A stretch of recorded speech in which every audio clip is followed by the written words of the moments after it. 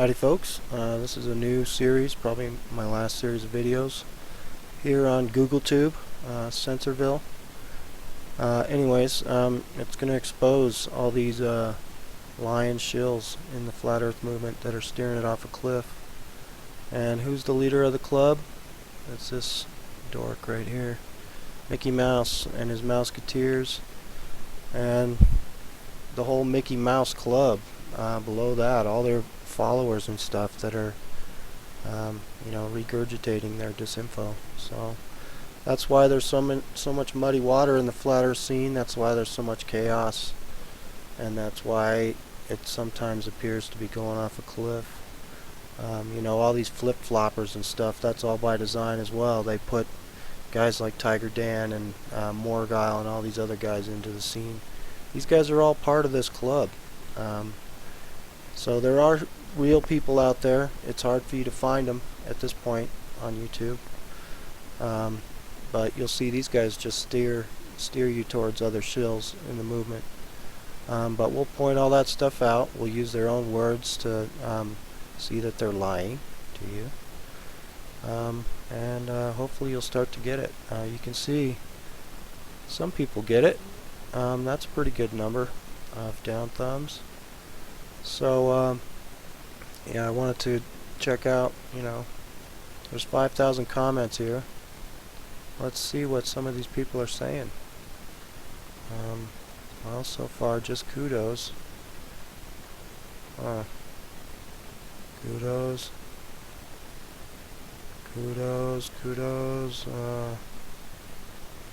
Great panel.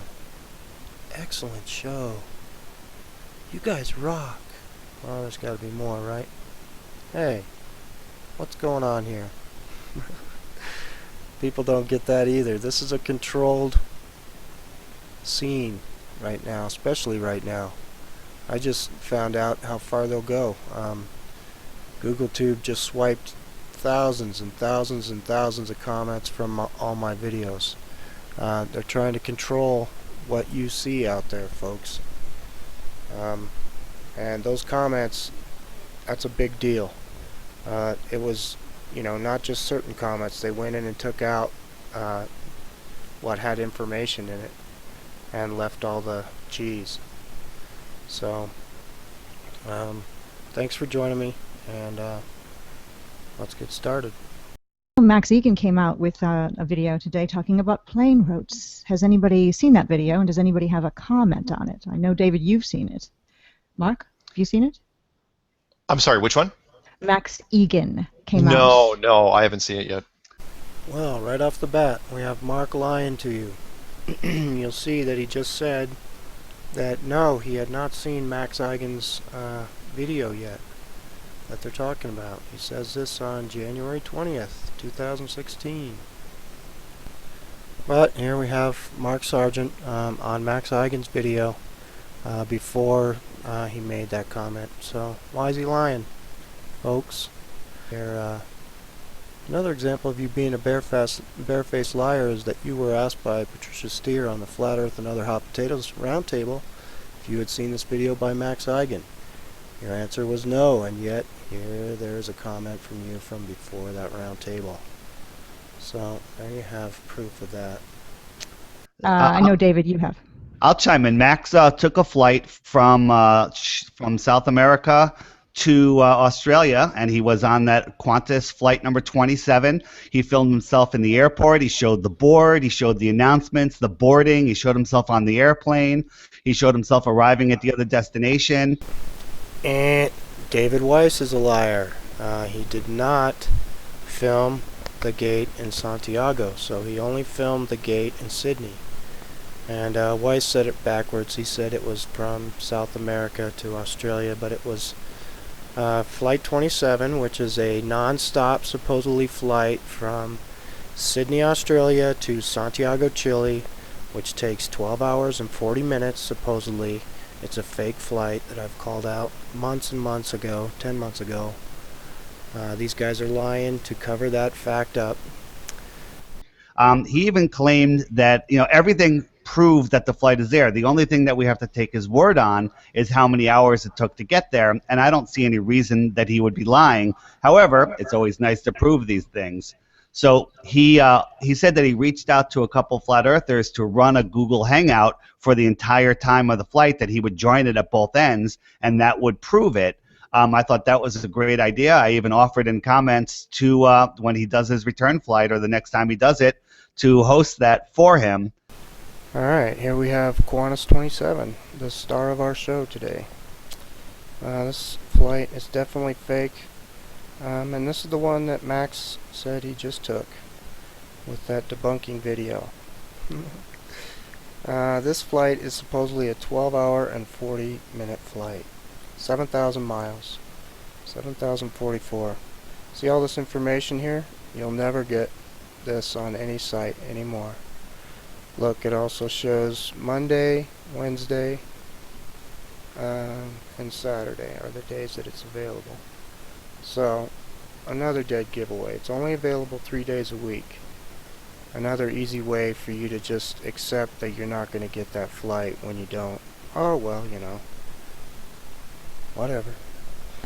But basically, here's the deal. This flight is fake, and so is this flight right here, this Auckland flight. It's a one-stop, so it goes from Sydney to Auckland to Chile, and that total distance is 7,337 miles. That one's a fake also. That's one of the ones that I called out. All the other ones are real. And look at the mileage, it's double. And the reason that it is, you know, these are 2 and 3 stops. And this is their flight pass, the 2 and 3 stops. And bear with me, you know, you can see the equator here, so you know that they have to go all the way from the southern hemisphere, all the way up into Canada or San Francisco or LA, and then all the way back down here to Chile. What? That doesn't make a whole lot of sense, does it? Especially if the Earth is an oblate spheroid, so they'd be having to go all the way around the chubby part of the Earth and then back basically twice. So that's where it doesn't make sense, you know. And then they have this one non-stop and then one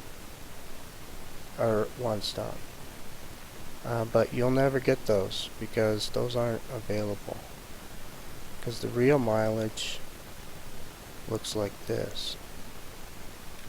You can see when it's mapped out on a flat Earth map, those boomerang flight routes that don't make a whole lot of sense on a ball make a lot of sense on the flat Earth.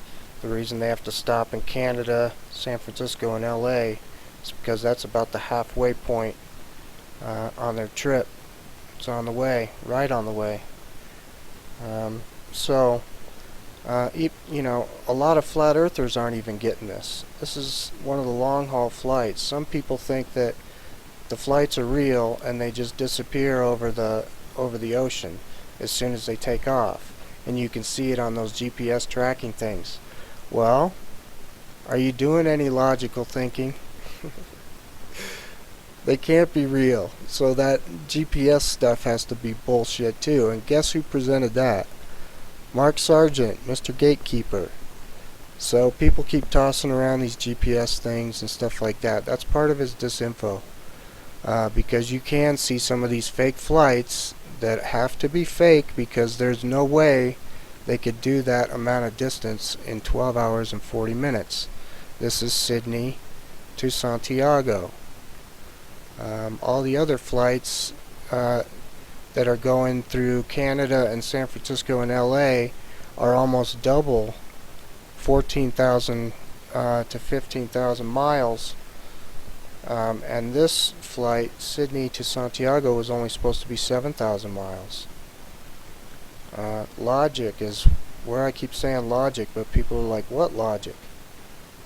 This is the logic part. So any flat earther that says that these aren't fake flights is not using logic. They're using Mark Sargent's videos. But look at the distances between all these, you know, quote southern hemisphere countries.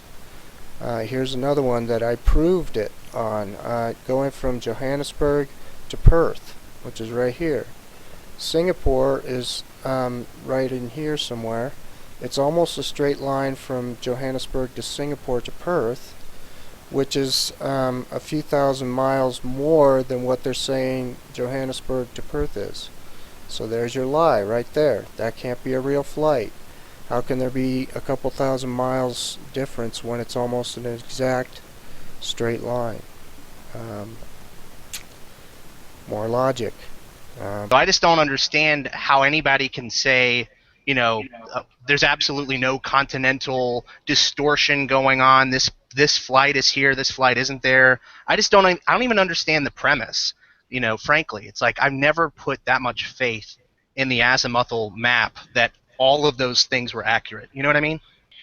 Well, yeah, I just never understood the premise to begin with, that a single flight. I mean, you can get on YouTube and look for these Qantas flights. I mean, it doesn't have the full journey. But the question has always been further away from the center of the azimuthal map, right? And Mr. Thrive and Survive made this wonderful video about cartography and how in that particular map, the further you get away from the center, the less accurate it gets. So probably, you know, what does this prove? You know, if he did it in, I think he said 13 and a half hours, what does it prove? Does it prove that the map is maybe slightly off? Maybe. Does it prove that maybe the planes are traveling at different speeds? You know, the biggest comment by, you know, ballers and flat earthers is you can't go faster than the speed of sound, it would disintegrate. Well, you know what? I don't know if that's true. I mean, that might have been true years ago, but with different composite metals and aircraft and engines, who knows? Maybe we can go faster than sound. I mean, it doesn't sound unreasonable to me. Looking for proof either way. So if you can take this plane flight, and I'm going to trust Max Egan, he's a good truth seeker, although he's not a flat earther. If you can take this flight, and it's not a fake flight like many flat earthers have claimed, I've not claimed that, I wouldn't know, I don't know, then that doesn't disprove flat earth, it doesn't prove ball earth, it just proves that there is a flight. Maps, I think, are an issue, the maps that we currently have. Rob, do you have something to add to that? I thought I saw you motioning, or... Yeah. Maybe I should put my glasses on. No, well, you're kind of circling back around to the Tiger Dan issue. You know, as many of you guys probably know, I went all out for like 6 months. I'm like, whoa, you know, I heard Mark Sargent on Canary Cry, I think it was April 13th, and I had him on my radio show, I think it was the 15th. And from April 15th to October 15th, I ate, drank, slept. I mean, from the moment I woke up to the moment I went to sleep, it was flat Earth. Aside from, you know, dealing with some health issues and things, I'm probably the only guy on this panel right now that's not saying I'm a flat earther. I'm a zetetic agnostic in the sense that I am proceeding with inquiry. That's what zetetic means. And agnostic is somebody who doesn't believe they can prove it either way. So somebody asked me on a scale of 1 to 10, what are you? You know, if 1 is you know, 100% we believe in a spherical Earth and 10 is 100% flat Earth, I'm probably a 7, you know, if I was to be honest with myself.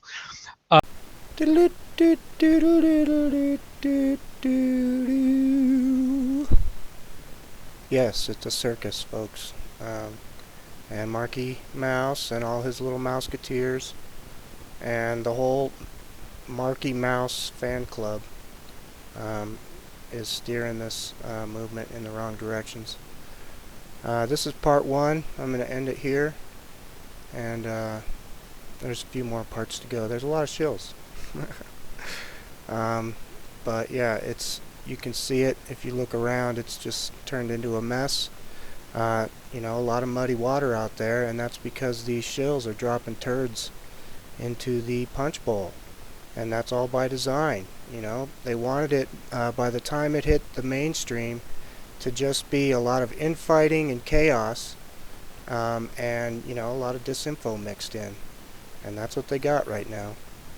So, you know, I don't ever say like, subscribe, and share and all that shit, but I am gonna say it this time. Censorship right now is at an all-time high, I think.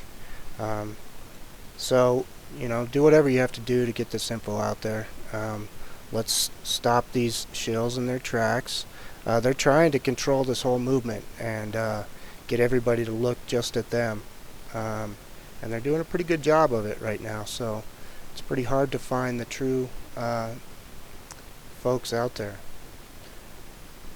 So it's become a circus, and ironically, circus takes place in a big flat ring surrounded by a little white wall, all under a big canopy, big top.